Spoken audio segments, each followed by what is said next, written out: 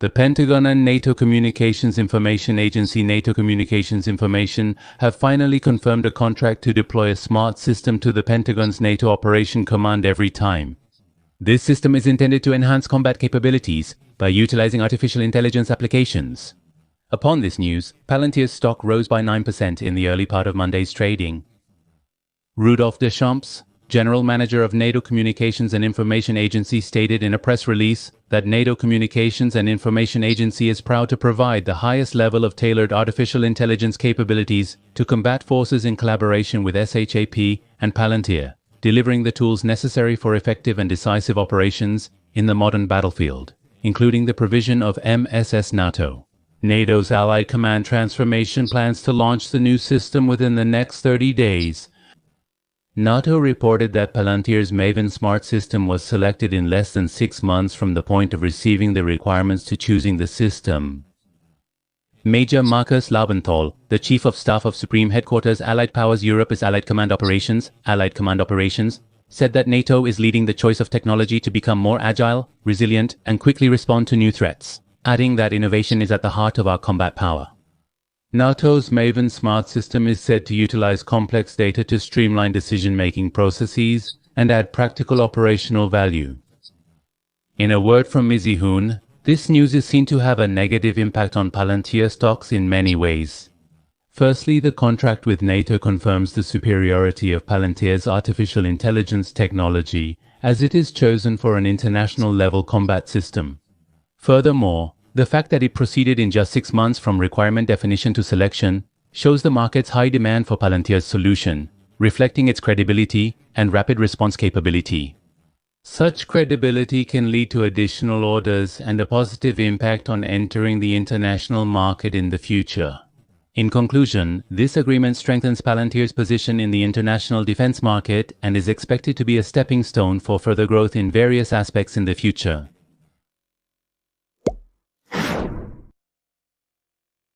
This time, we will start with the news of a major investment announcement by Nvidia, one of the largest companies in the world. Nvidia is investing billions of dollars in domestic manufacturing in the United States. Forecast caster deployment. Can this story be called a hopeful news? However, it's not just good news, it could also be an important discussion about one of the most important types in the world. Then let's get into it seriously. Yes, Christina, this news is not just big news, but it also seems like good news. That's right. Without a doubt, the president is also welcoming this announcement. While the Treasury examines semiconductor tax policy and determines the tax for each company, Nvidia announced plans to build a 100 million square foot manufacturing facility in the United States. This is where the hopeful news comes in.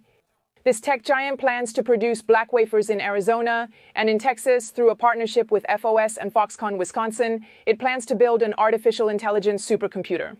These facilities are expected to be operational within 12 to 15 months, and this announcement is part of Nvidia's plan to invest in infrastructure on a scale of $5 billion over the next 4 years.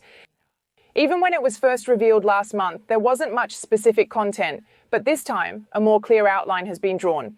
It is still not entirely clear to what extent artificial intelligence production will actually be transferred to the United States. This is because the semiconductor supply chain is still heavily concentrated in Asia, and its structure is very complex. This point was also mentioned in today's Nvidia blog post. However, the Trump administration is seeing this announcement as a sign that its tariff strategy is having an effect. President Trump stated this morning at the Oval Office that the higher the tariffs, the faster they will return, and he directly shared this news on Twitter as well. This suggests that manufacturing companies will set up production facilities in the United States or announce plans to do so. Taiwan Semiconductor Manufacturing Company plans to invest an additional $1 billion, and Apple is also committing hundreds of millions over the next 4 years. Such movements could potentially create a new strategy for tech companies to respond to the current trade pressure. In other words, they are trying to get tax breaks through lobbying the president. Ultimately, the biggest beneficiaries could be semiconductor and hardware companies that can quickly move production points into the United States, promising domestic investment and possibly securing tax breaks. I don't particularly want to bring up political issues, but the fact is, they can't be completely ignored either. However, let's be honest, such a large-scale investment decision wouldn't be made in just a few weeks, right? Such plans are certainly prepared over several months, quarters, or even years. In fact, such a momentum could potentially create a bigger wave that transcends a single president, right? The interesting point is that all these investment commitments are set in the same 4-year unit. As you mentioned, Foxconn and Wisconsin are already established manufacturing bases. The problem is to what extent they can actually produce the advanced production that Nvidia demands in their factories. Of course, Taiwan Semiconductor Manufacturing Company has officially stated in Taiwan that its factories in the United States will not be at the cutting edge. Moreover, production in the United States may be challenging due to the lack of cutting-edge technology required by companies like Nvidia or AMD. Especially, they have a cycle of releasing new chips every year, so the technical capabilities of the production environment are absolutely important. And such a semiconductor factory usually takes 3 to 5 years to build. Information technology issues, permissions, and human resources expansion are necessary, but we have not sufficiently emphasized the human resources expansion aspect. Taiwan Semiconductor Manufacturing Company's Arizona factory is a prime example. 2 years ago, I interviewed Taiwan Semiconductor Manufacturing Company's Arizona factory director about their need to recruit many employees directly from Taiwan. His main point was that there is a shortage of trained American personnel who can work with advanced equipment companies like ASML. So he said they had no choice but to bring technicians from Taiwan. Won't the other investment commitments announced this time also end up facing the same situation? Wouldn't the perception that it's risky to leave everything in Taiwan also have a big impact on this decision? You all would know the reason, even if I don't say it.